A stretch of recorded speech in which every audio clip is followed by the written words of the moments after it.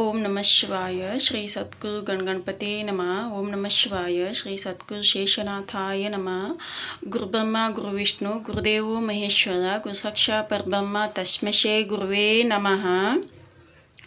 ನಾವು ಎಲ್ಲರೂ ಏನು ಕೇಳ್ಕೊತೀವಿ ಅಂತಂದ್ರೆ ಎಲ್ಲರೂ ನಮ್ಗೆ ಸ್ವರ್ಗ ಬೇಕು, ನಾವು ಅಂದ್ರೆ ಎಲ್ಲ ಒಳ್ಳೆ ಕೆಲಸ ಮಾಡಿದ್ರೆ ನಮ್ಗೆ ಸ್ವರ್ಗ ಸಿಗುತ್ತಾ ಅಂತೀವಿ.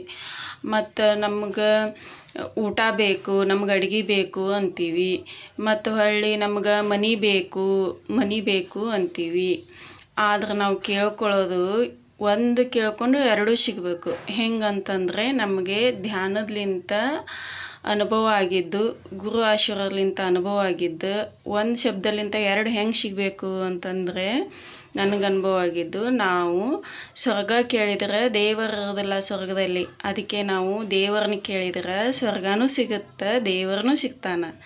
ನಾವು ಅಮ್ಮನ ಕೇಳಿದ್ರೆ ಊಟನೂ ಸಿಗುತ್ತೆ, ಅಮ್ಮನೂ ಸಿಗ್ತಾಳೆ. ನಾವು ಬಂಧು ಬಳಗನ ಕೇಳಿದ್ರೆ ಮನಿನೂ ಸಿಗುತ್ತೆ, ಬಂಧು ಬಳಗನೂ ಸಿಗುತ್ತೆ. ಮನೆ ಒಂದೇ ಇದ್ರೆ ಬಳಗ ಇರೋದಿಲ್ಲ.